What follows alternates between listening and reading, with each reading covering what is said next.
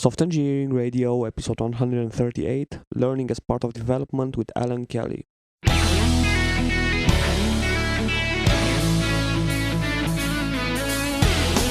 This is Software Engineering Radio, the podcast for professional developers on the web at se-radio.net. SE Radio brings you relevant and detailed discussions and interviews on software engineering topics every 10 days. Thanks to our audience and the partners listed on our website for support.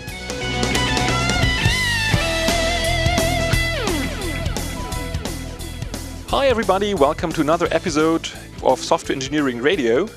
This is Arno, and today I'm talking to Allan Kelly about the importance of learning as part of software development. Allan, would you like to start by saying a few words about yourself? Yeah, hi. Well, I guess I was, to some degree I still consider myself a software developer. And all the time I spent hacking away at code, I kept finding that there was a bigger problem here. I got to a point where I could fix the code, I could make the code work, but there was always something just beyond the code that created a problem. So I started looking into this mysterious thing called management, and the more I looked at it and tried to understand it, the more it seemed to me that it all came down to learning and our ability to learn and the way in which we could incorporate that learning into the systems we were writing, the raw program code, the way we were working, and the direction in which we're doing everything. So learning kind of grabbed my attention as a potential solution all round. I mean, this sort of sounds obvious and, well, in a way fascinating to point it out that way. I mean, everybody's talking about things changing, and we all know that API level knowledge is outdated almost before you actually learned it. So obviously everyone in IT needs to learn on an ongoing basis. What's so special about learning that, or what's so key? What makes it worthwhile even talking about it? It appears to be obvious. It is obvious, but put it this way: if the key is learning a new API for a system, then the faster you can learn, the faster you can get the system out. And if you can learn those new technologies faster than your competition, you can use those new technologies. And actually, when you look at it, everything we do in software development is a form of learning, because we are constantly problem solving. And problem solving is itself a form of learning. So if we can improve our ability to learn, both in terms of the quality and the speed at which we learn, then it's going to allow us to write better systems and get them out there quicker. And it seems to me that while it's obvious, we haven't really paid a lot of attention to that aspect of the work we do, which is funny, because when you go into the management literature, they're obsessed with this thing about learning, but we don't really think about it. We just get on and do it. We as an industry have not really paid attention to learning and the importance of it. Yes, in fact, in many ways, we've kind of gone in the opposite direction. And you think about the traditional ways in which we develop software, we almost assumed that we could do all our learning up front, both in terms of our software designs and in terms of our project plans and in terms of our business requirements. And actually, that's not the way learning happens. So when you start to view what we do in terms of software development through this lens of learning, it all starts to look quite different. And actually, on occasions, go as far as to say it's not really an engineering discipline, it's a learning discipline, because we're constantly uncovering more, which is natural in learning. Why should we ever assume we can learn everything in advance of doing something? This sort of brings to my mind the concepts of agile development. I mean, extreme programming had this catchy slogan of embrace change. Normally change and the necessity to learn can be frightening, especially if you're a technical person and need to keep up to date. It's always running the race to be up to date with the APIs, and developing a system, it's challenging, it's frightening to not have a grasp on things. It's frightening, but it's also what makes it exciting, isn't it? I mean, if we are still coding the same types of systems and the same command line consoles that we were when C came along, then nothing would have changed and it wouldn't be that exciting. So we have this odd relationship. We like the pace of change. How many of us get a new mobile phone every time our telecoms provider offers us a new mobile phone? We like change in some ways. What makes things interesting? What tends to frighten people is change imposed from the outside. So when we hear that the company is going to embark on an ISO 9000 or CMM program, that is scary because it's imposed on us. But isn't most change we're confronted with imposed from the outside? What's the alternative? We choose which changes to embrace, don't we? We choose whether to take a new mobile phone. And when we decide we're going to have a new mobile phone, we can choose between some ultra slim one or one that does email. We can decide between an Android one or a Symbian something. We're not passive in this. What scares people is the word change when it's coupled with change you have no control over, change you have no voice in. I actually believe most developers love learning and they love change. As I say, problem solving, which is what we do in coding, is fundamental change. The fact that you've chosen a career as a software developer means, almost by definition, that you like learning and you like change. So I think this idea that we're scared of change is kind of a self-fulfilling prophecy. If we set out to find a resistance to change, yeah, we'll find it. I sort of agree that change can be fun if you choose it, but change being imposed from the outside is one of the facts of developing software. So I don't really buy into this idea of having the control over all the change. I mean, it's everyday life that imposes change from the outside. Yes. You're right. I guess what I'm appealing for is the people at the code phase to have more say in the change that's going on, and to have that change through a learning process, because management don't have all the answers. Nobody has all the answers.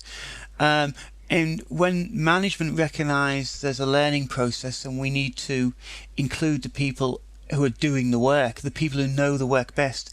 This comes out of the lean community. It's the idea of go to the workplace, go where the work is happening, and find out from those people what change is needed. So now you're appealing to management to have a management style that encourages learning rather than imposing change from the outside. Is that what you're saying? Yes. I mean, fundamentally, managers don't actually have a lot of control in the software development process. They might like to think they do, but if we look at all the experience we have with attempts to project plan stuff up front, we see that what actually happens is quite different. Because of the nature of the work we do, it's very intensive in our knowledge.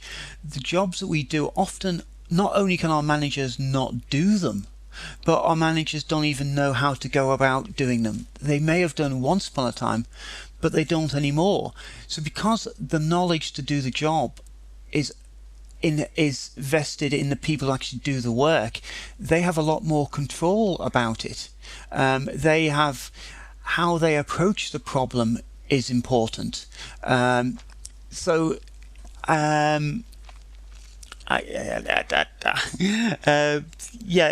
Managers can only really achieve the results they need through the knowledge of the people who work for them. So rather than exercising command and control or authority, managers need to take on more of a coaching role, more of a leadership role.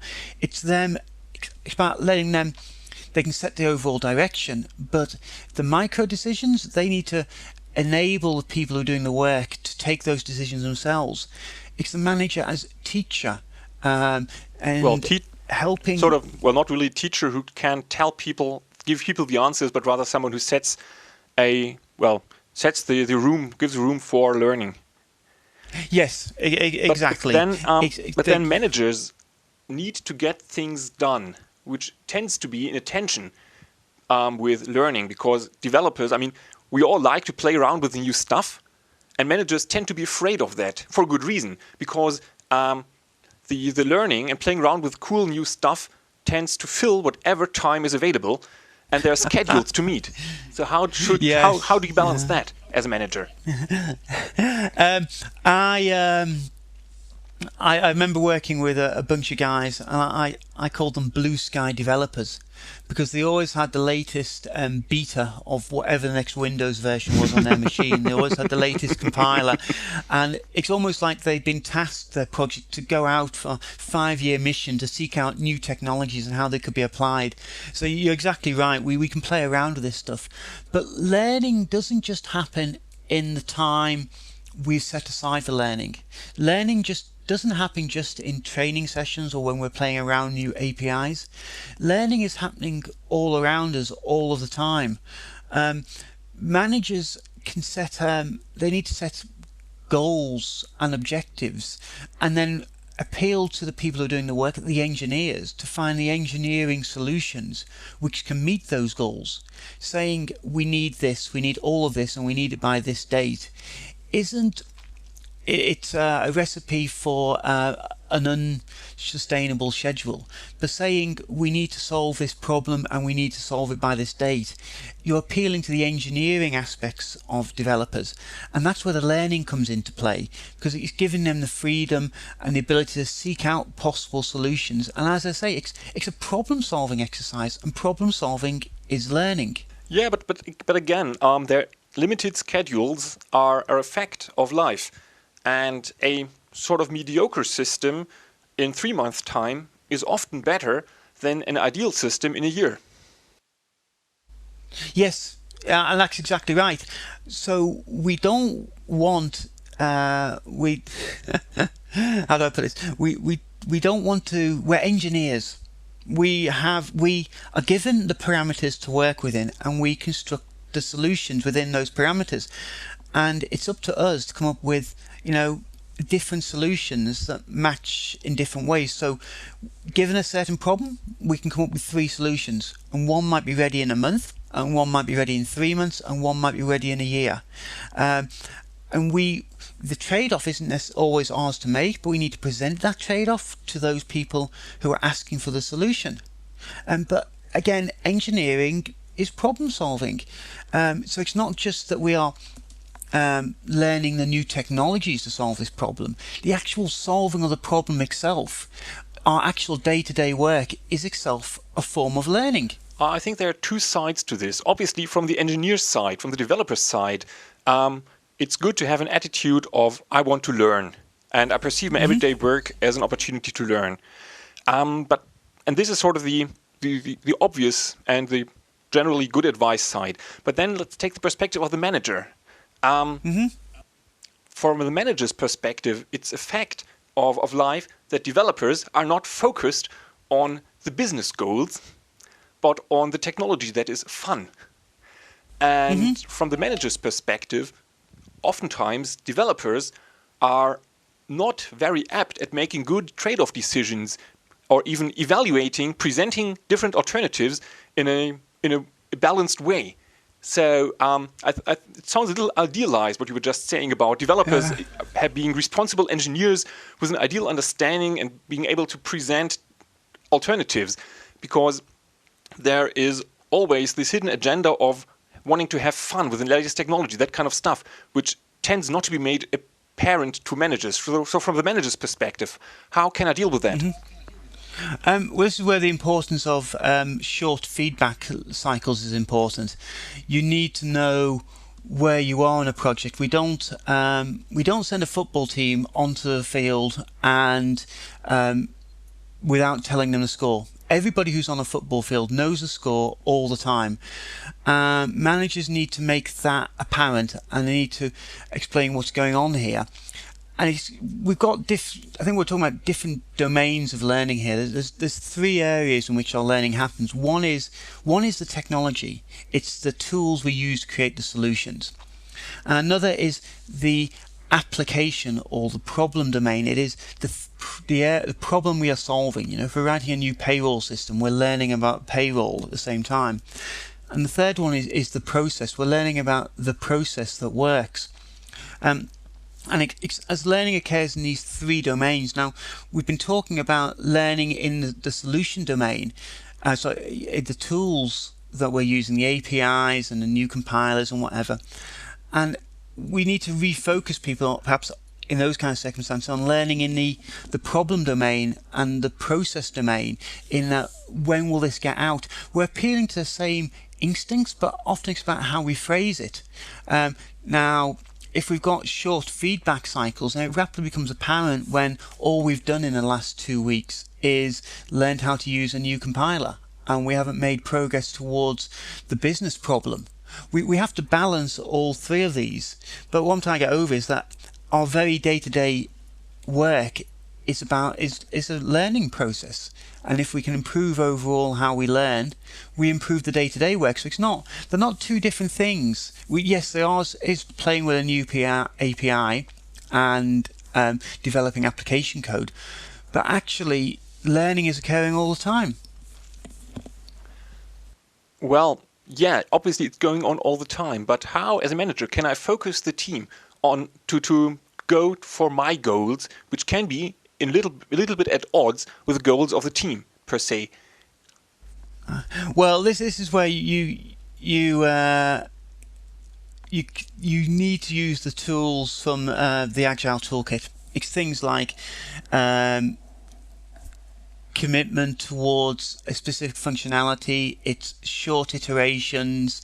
It is deciding the parameters what you're working in, and saying like, we're going to use an existing language we've used before here. We're going to use an existing API.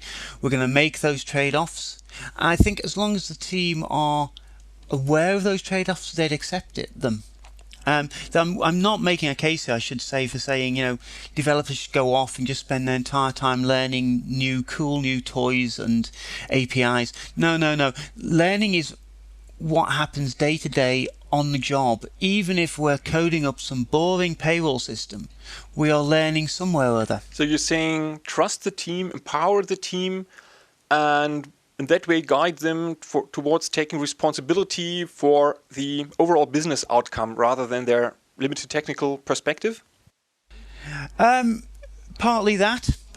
Management in a more learning-based world is more of a leadership exercise and a coaching exercise. I like to think of it sometimes like rowing a boat, and you've got these two oars, and one of those oars is leadership, and you want to lead the team, and you want the team to share the goal of meeting that deadline for some kind of product, and the other oar is authority. You have some authority, not as much as you think, but you can say, we can't play with the API this week. If you overuse that authority, it's you're going to negate it. But you've got these two oars. One is leadership and one is authority. And sometimes what you want is a bit of authority. Kind of really, we mustn't install the new compiler today. And the other one is leadership. And actually, it's leadership through appealing to the problem-solving aspect of development. Challenging our engineers with problems and saying, let's see you solve this problem. Mm-hmm. There's always these two sides to learning. I mean, on the one hand side, you want people to build up their knowledge, their theoretical knowledge, things they've looked at, they know how to deal with. And the other hand side, you need people to get stuff into practice in order for them to really know it. How do you say to balance that? Learning for its own sake can be enjoyable, but it doesn't necessarily have a lot of value. An example I usually give is that I can learn that the Archduke Ferdinand was assassinated in Sarajevo in 1914. Mm-hmm. I can learn that fact. It's not really much use to me. It's not really a lot of value to me unless it causes me to change my actions. You have to couple learning with action.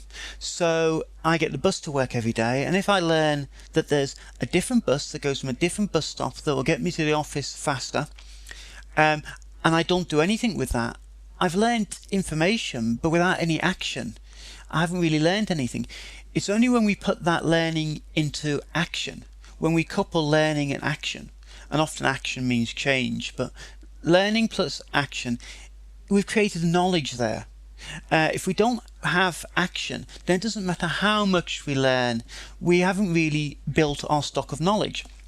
So if you're faced this conundrum, how much new technology should I learn against how should I apply stuff, I don't really see it as, it's more a question of what am I trying to achieve. And if achieving it means learning some new technology, go and do that.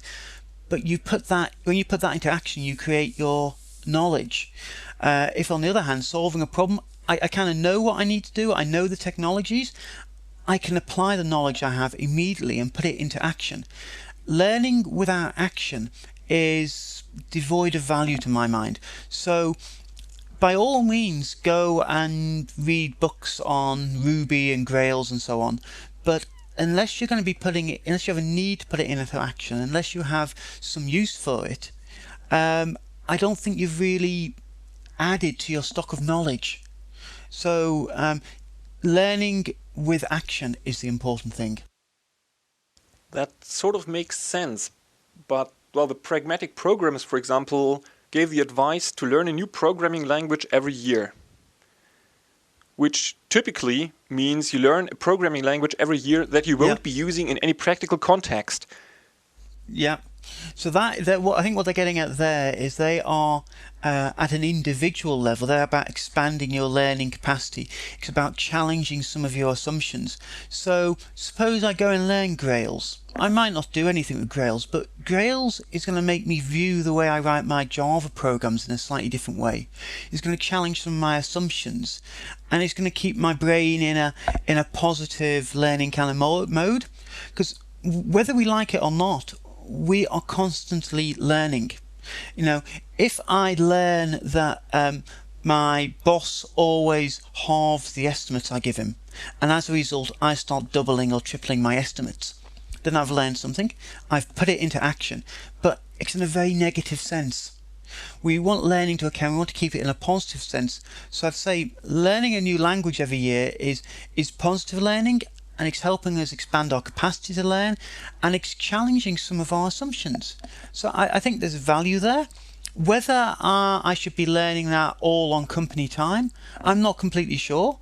I don't think the company should discourage me from learning a new language, but I don't think we should go around demanding the time from our company to spend 6 months of the year learning a new language. Okay, so this is more about the attitude and taking responsibility in your own time. Yes. Well, this is sort of at the individual level, as you said. It sounds like you see learning at higher levels as well.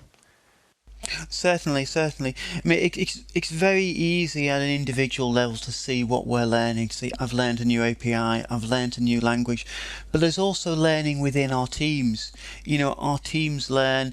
They learn collectively. We feed off each other. You know, how many times have you worked with somebody who's taught you something, or because of something else someone has done, you've approached a problem in a different way? You've learned from other people, and learning from other people is very powerful. Software development is no longer an individual sport, it's a team sport. And there's also learning in the way we act together, the practices and processes we follow. Do we have a stand-up meeting every morning? We have a stand-up meeting because we have learned that's the best way to share knowledge. We have a practice of always fixing bugs when they're reported so that we can keep our bug count low. The practices a team follows collectively, it means there's knowledge and learning embedded in the team. And at a higher level, teams make organizations. And organizations embed knowledge and learning in the way they do everything. They have learned that technical project managers are not very good at hiring people. So they create a human resource department. They have learned that technical people aren't very good at doing accounts, so they create accounts departments. Organizations as a whole have this knowledge and learning between them. And if you go and look at a lot of the management literature, management is obsessed with this idea of the organization's learning and improving. Some of the management gurus said, I think it was a Dutchman named Arie de Geus, said, you know, in the long term, our only true competitive advantage is our ability to learn faster than the competition. You know, if Microsoft introduced a new operating system, and we all have to upgrade to it. The faster we can learn those APIs, the better. Yeah. This also takes us into the area where the organisation and the architecture reflect one another. It's Melvin Conway back in 1968 who said the system will copy the organisational structure or the communication paths in the organisation. Well, what's that? Today we see. What's Sorry? that? How does it reflect that?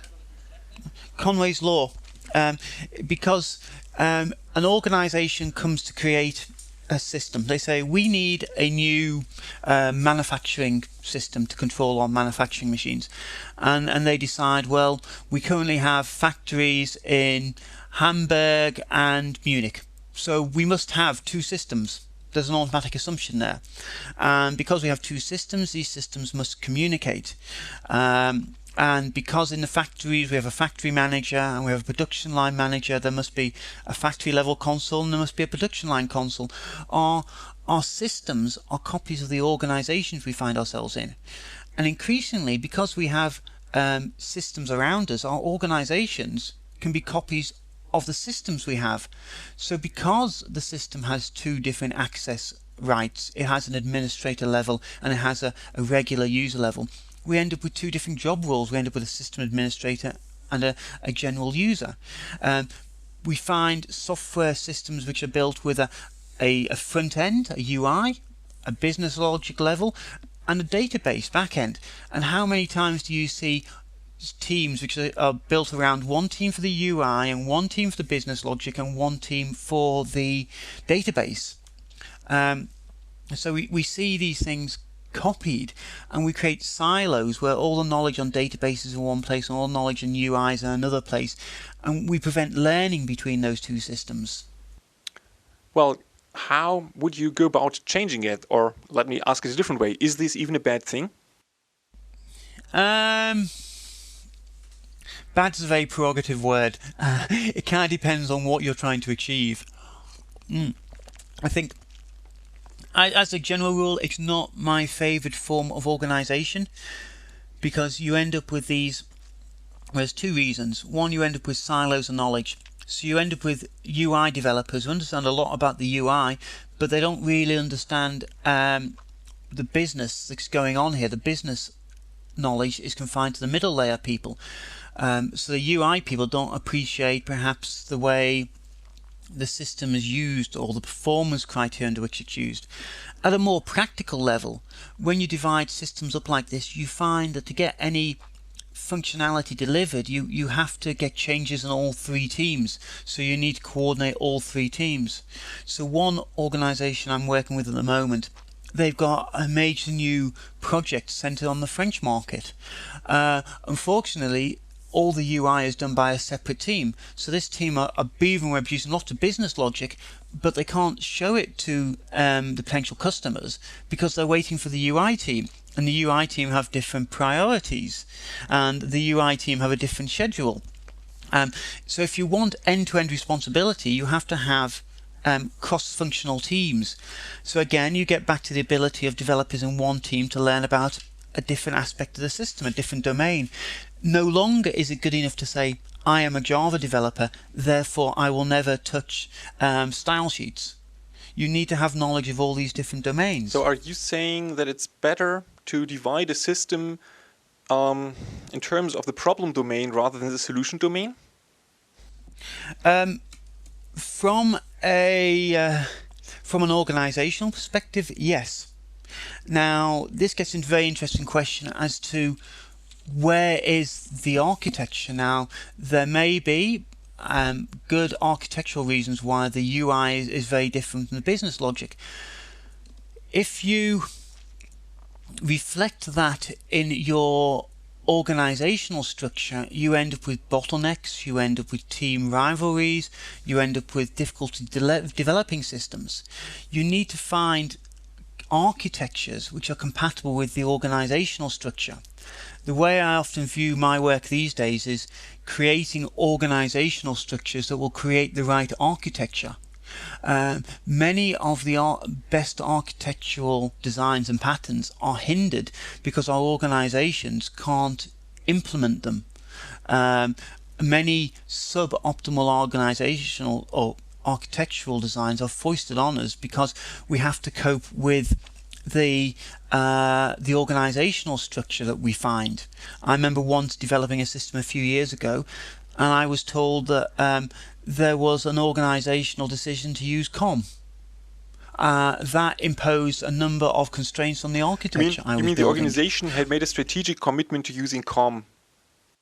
Yes. And that meant they were hiring COM developers, and that meant that the teams are being set up to develop COM components, which constrains the architecture. You can't get away from the fact that the organizational structure and the architectural structure are interrelated. And if you don't proactively manage that, one will drive the other. Yeah, obviously, but I mean, you need to make strategic commitments to technology as an organization. You need to limit the bandwidth of communication middleware, for example. Yes, you do. So I don't really see what the bad thing about making a strategic commitment to COM infrastructure is.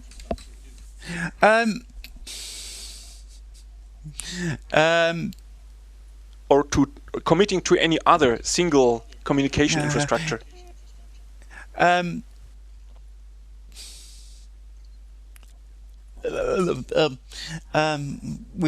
It feels like we've strayed a bit as well. Okay. It partly depends on what is it you're trying to achieve. If your objective is to produce a very innovative company, then it probably doesn't make sense to make a commitment to a single transport infrastructure. If, on the other hand, you're trying to produce a highly efficient, in terms of cost structure, then yes, it does make sense to prescribe one transport infrastructure. You can't get away from the fact that the organizational objectives drive all architectural issues. An organization that wants to be very distributed, wants to be very innovative, why would they want to standardize on any infrastructure? Surely they'd want to have some teams try and work with COM, and some working with enterprise service buses, and some working with RMI, and to try a whole variety of things and to see what works. And this is where the learning angle comes in again. What are you trying to achieve here? If you're trying to be innovative, you've got to allow a lot of experiments to happen. You've got to try and learn a bunch of different technologies and work out which one is most suitable under which circumstances. Just because the people who are pushing your favorite enterprise service bus tell you that's the best way of approaching your problem doesn't mean it is so. Okay, but again, looking at things from the overall management angle, change and the necessity to learn, to build up new knowledge, is often perceived as a threat. And agile development has come to be a bad word, and it's become a phrase that is to be avoided in many contexts, because it is it has become synonymous for some managers with just playing around with new technology without having any focus, and just planless hacking without any commitment to schedule. I'm aware that agile development is entirely different from that, but I'm wondering what would you suggest how to address these fears of managers? Yeah, so you've got to start off by defining what is agile development. And there is no single definition. There are some good definitions around, but if you read different authors, you'll hear different things. And I think what happens is it becomes a substitute for whatever it is I want to do. So for business people, they just want the telepathy. The IT people know what they want and it's delivered to them. For developers, they want no documentation, they want to play with new technology. So whatever it is you want, Agile seems to fit the bill. Unfortunately, I don't think we're ever going to get the genie back in the bottle. Agile is kind of out of the bottle now, and Agile is often taken to mean good or better or whatever it is I want to happen. Personally, I have 3 tests for Agile. I can be quite clear about what Agile is. My 3 tests are: number 1, are you delivering business value to your customers? So if your business customers, whether they're inside your company or whether they're buying your product externally, if they're not getting value from your new developments, then you're not Agile. If on the other hand they are, you've passed the first test. The second test is your team learning and improving? Because hidden in all the Agile stuff, you will find again and again the importance of learning. You'll find retrospectives. You'll find the importance of adaptation. This is the learning agenda that's inside Agile. I don't think it's. I say hidden because it's not immediate. Obviously, a lot of the time, stuff like stand-up meetings, planning meetings, test-driven development is the obvious stuff. But in the long term, the learning agenda is far more important. So my second test for Agile teams is: are you learning and improving? What are you doing now that is different to what you were doing last month? What have you changed? What have you learned? And frankly, I don't care if a team today is doing test-driven development. I don't care if they're having stand-up meetings. I think if they are learning and improving, they will eventually adopt most of these Agile best practices, or what we think of as what Agile prescribes. We should talk about best practices separately. I use that phrase, but I don't like it. We'll go back to that. But there's all these prescriptions for Agile, and just following the XP prescription for Agile or the Scrum prescription for Agile does not necessarily make you Agile.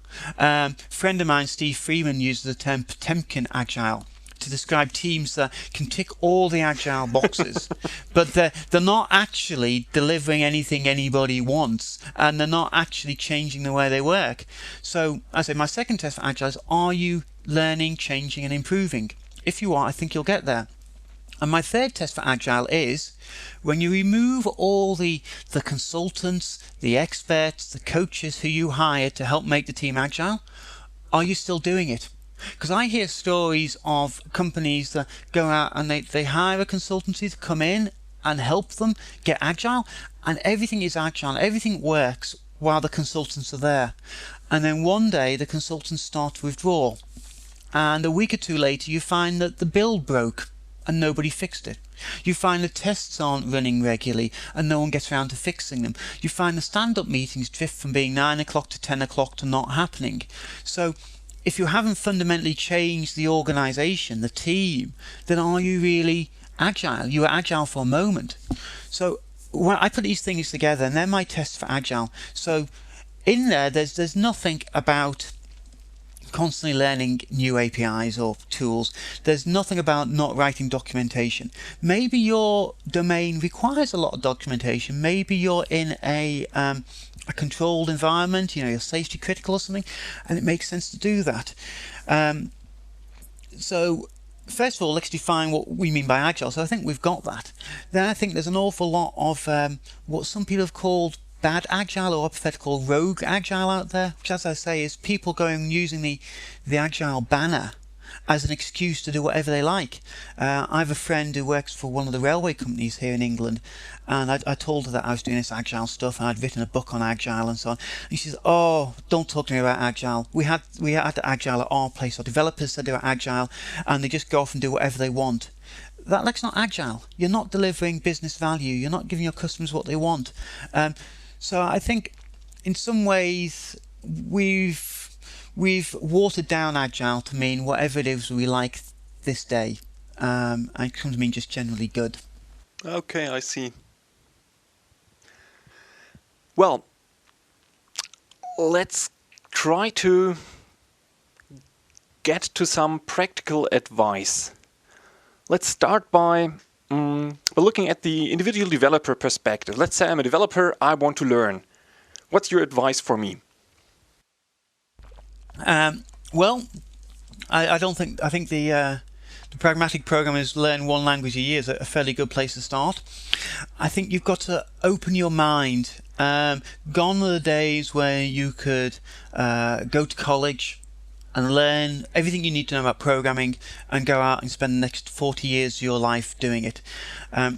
You've got to be constantly opening your mind to new ideas. Listening to Software Engineering Radio is a good start.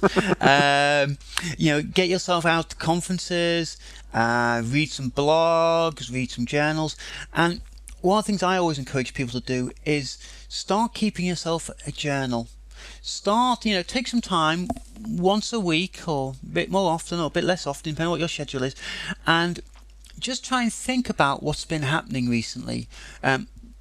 Try and make sense of the world around you, what's happening in your project, the problems you've encountered, difficulties, the learning you're doing, what it is you're feeling, and just, spend an hour or so writing a few pages and thinking about the world around you. I think that's awfully powerful in focusing your mind on where you are, where you want to be, and whether the things you see around you are really what you think they are. So, as an individual, that's where I'd start. Okay. Well, now let's look at the second role. We've been talking about the manager. So it's still the individual, but from the management perspective rather than the developer's perspective. I think most of the same advice goes there. Start opening your mind to new ideas. Maybe you don't learn a new language a year, but you should at least be reading up on your subject, and particularly if you are a manager who's been promoted from programming. And unfortunately, an awful lot of our managers come from a programming background, and they don't really they aren't given the training to change, or they don't read up on the subject. They don't take any chance to say, well, why is management different to programming? So they end up managing a combination of trying to manage developers like they've managed source code and managing the way they saw their managers manage, which 9 times out of 10 they didn't really like the way their managers managed. So think about the way you're managing. Keep yourself a journal. Think about the problems you're facing. Open your mind to some new ideas. A lot of software development conferences these days have tracks on management, or management issues are hiding in there. A lot of the Agile books really are about best management practice. And I think one of the secrets here is that in many ways there isn't a lot of new stuff in Agile. It's pulling together a lot of ideas that are out there, but not necessarily in a software community, and presenting them in a way that the software community can understand them. So don't just read your software management books. Go out and find some, off-the-wall books on other types of management. Go and read them. Spend time talking to other managers. Spend time with your people. One of the big problems I see in organizations today is that managers don't spend enough time listening to the people who are doing the work. They think they know what the problems are, though they're not quite sure, or they completely get the wrong assumption. Most of the people who are doing the work already know the answers, they already know the solutions, and I think as a manager you can learn a lot by talking to the people who are doing the work. So I guess if that's the manager, that's the programmer, think about the team. The team have to spend time doing the same types of things. The team have to spend time reflecting on what they're doing, whether that is as formal as a retrospective, with techniques I outlined in various books on retrospectives, or whether it's more of an informal retrospective, a chat about what they're doing.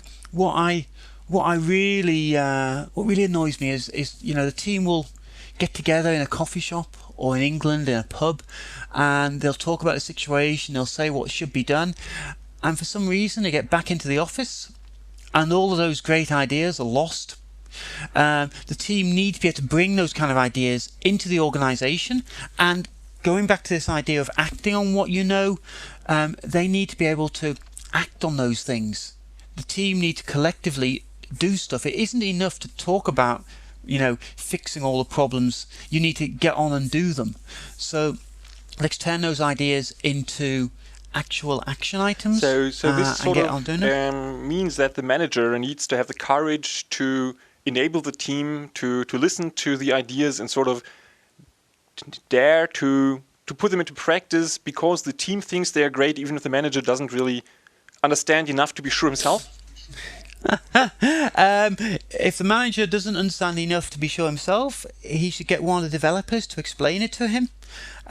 Because there's two explanations here. Maybe he doesn't understand it because it doesn't make sense. And I think we've all been guilty at times of, having a great idea, but when we think it through. So don't just take the first idea that pops into your mind. Explain it through. And the managers do need to trust their people. Their people are guys who are actually doing the work. They shouldn't be keeping secrets from them. They should be listening to their ideas, and if they can't go with an idea, then explain why you can't do it now, and try and help people come up with alternatives that may work. So sort of the manager as part of the team rather than the team being sort of separate from the manager? Yes, it goes back to what I was saying before. It's the manager as coach. The manager's involved with the team. He's helping them find their solutions. He's helping them overcome the blocks. And the idea I mentioned before about leadership and authority being two different oars on a boat. If you're using the leadership, or you're kind of setting the problems, you're setting the challenges, you're inspiring the team to come up with a solution, and then you're helping the team implement that solution. Okay, at the team level, I can see how this can work, but how can the organization as a whole learn? How do you get stuff from the team level to the level across teams? Yes. CMM right, and that kind of stuff comes to my mind, which sort of doesn't work in practice as far as I have actually gotten to know companies. Yes, I feel sorry for the CMM guys, or CMMI guys as we should say now. I think they get a lot of bad press. CMM, and we're going on a bit of a tangent here, but CMM is really a ruler. It's a way of measuring your organization. You can measure your organization and say, this organization is level 1, is level 2, it's 1 centimeter, it's 2 centimeters. What I've seen happen, and I guess you're referring to, is where the top management say, we want to be CMM level 2. And they go and they kind of put the organization on one of those medieval stretching racks and stretch it into a funny type of shape. The issue here is it's top-down change as opposed to bottom-up change.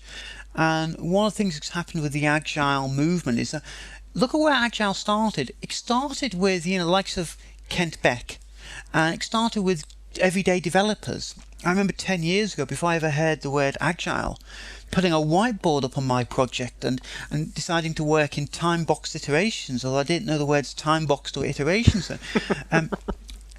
Agile, and what we know of Agile, has started from developers who are doing the work.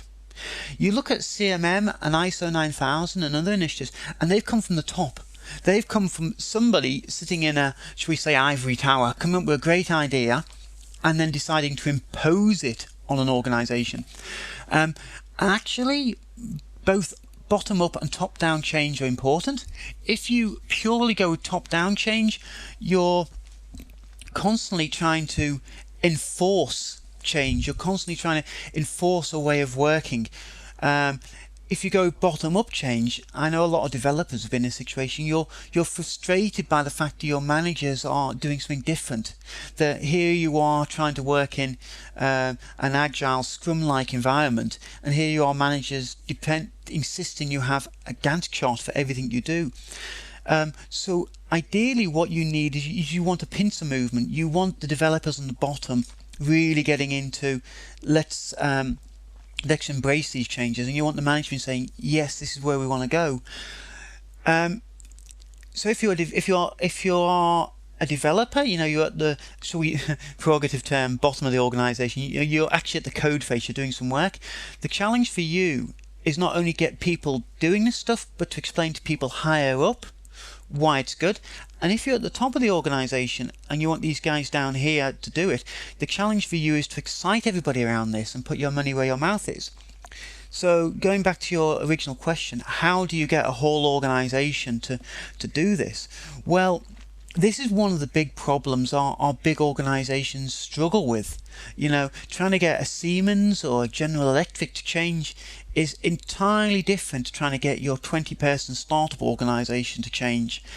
I still feel that, pushing on the learning aspect is the way to go. It's a leadership thing about showing people how to learn. It's about showing them that your organisation values learning. And that does to some degree mean making time for learning. It means funding people to go to conferences. It means buying the books.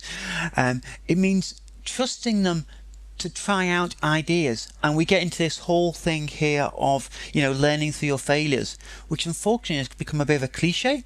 It's very easy to say we should learn from our failures, but what are we actually saying there? Well, first of all, we're saying that we are allowing people to have failures. We are trusting people to have failures.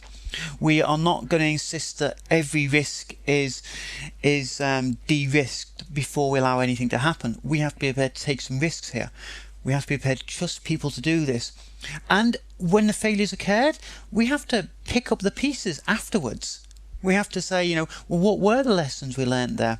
Because actually, it's a very difficult time to learn when you've had a failure. When we've had a failure, so often we just want to go home and forget about it, or we want to go and have a good stiff drink. So let's look at the other side. What about learning from our successes? Let's look at the projects and the work that went well and say, what did we do right here? What can we do again? And at an organisational level, the bigger your organisation, the more often you need to reiterate that message, and the more often you need to put the tools in front of the people. I don't believe that simply setting up a wiki and asking people to document best practice is a way to go. We said this before, what is best practice? Who decides what is best practice? And at the end of the day, if something is best practice, does that mean it can't be bettered? Actually, best practice doesn't stand up to analysis, because there's always a better practice. So don't riddle your organisation with standard best practices. Don't riddle your organisation with standards. You need to allow 1,000 experiments to take place. But you need some way of communicating across the organisation what's working well and what's not working well. So you need those communication channels. And for a medium-sized organisation, that may be as simple as a once-a-week talk programme. I've set these up in organisations before. On Friday afternoon, 3 o'clock, we get together and somebody would deliver a talk, and it started off being very technical focused, the latest algorithm we'd implemented, the difficulties with the compiler upgrade. But over time, we started to put in the marketing department telling us what we were doing, the business strategy department, and you know what? We had bigger turnouts for those kind of talks than the technical ones, even amongst the developers. So for a medium organisation, it's that simple. If your organisation is, a General Electric, then you're going to need newsletters, you're going to need emails, you're going to, and potentially your organisation is actually too big to do it all at once, or even to do it at all, if I'm being honest. But every organisation is different. But what about learning in the reality or in contexts where actually several companies need to work together? I mean, offshoring is a big thing now, which sort of seems to be at odds with all these kind of retrospectives and learning, because it's always some sort of competition, some sort of contractual borders that sort of tend to prevent experiments and all these learning feedbacks. Yes, I agree with you completely. I think if you're if you're trying to be an innovative company, that is a really big challenge. If, on the other hand, you're a company that purely wants to minimise your costs, then you aren't going to be so concerned about that. Learning across organisational boundaries, again, you need trust. You need these organisations to be prepared to work together. So at a management level, you can't have managers holding back. It's very difficult to know. You don't want, if you're sent from your company to talk to people you're working with in another company, you can't constantly be thinking, can I tell them this? Can't I tell them this? You either need very clear rules on what you can and can't say, or you need to have an open playing field, because otherwise you're going to err on the side of not telling them so much. Trust is important, and trust is something that's built. It's not just a word we use. It's something we have to build through our actions. So we can't downplay that one. Face-to-face contact is very important. Communication as a whole. There's this whole agile toolbox you were talking about there. Yes, yeah. Again and again, I read stories of work that's been offshored, or teams that are in different locations that have to work together, and without fail, they work badly together until there's human contact. We don't work with machines. Well, we do work with machines, but our work is predominantly between individuals, and if individuals don't feel as if they have a human bond, that isn't going to happen. I think offshoring, to my mind, is kind of two ways of doing it. You can either be very contractual and very clear cut. That's not going to lead to a lot of innovation. It may lead to low costs. It's very transaction based, and that might be the way for some companies to go. The other way is to go for high trust, high involvement. You need to invest in things like video conferencing kit. You need to invest in video calls. You need to enable things like voice over IP. Voice over IP is an interesting technology because at one level, voice over IP is no different from picking up a telephone. At another level, because when you're working with a computer, it's so much easier, massively easier than picking up a telephone. The amount of communication is boosted. And if you're a company that has got an offshore development center, you can't block your IP ports. You need Skype or a Skype equivalent. If you skimp on video conferencing kit, you may save yourself a few €1,000s here or there, but you will cost yourself many more thousands of euros in miscommunication. If you don't fly people between locations to meet each other, you'll save a bit on the airfare, but you'll miss out elsewhere. If offshoring and outsourcing makes sense for you financially, go and do the maths and make sure it makes sense for you to do it effectively. Okay, well, thank you very much. It's been pretty interesting to sort of have this overall perspective how learning affects all different angles of software development. Is there any final aspect you'd like to share with our listeners before we wrap this up? I think when you think about it, learning occurs all the time, everywhere. It's just a question of which direction we're learning in, whether we are harnessing it for a positive benefit or for a negative benefit. And again, I'll reiterate, there's no value in learning unless you're actually doing something with it.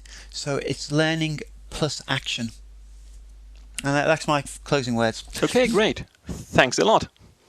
Many thanks too. And thanks everybody for listening.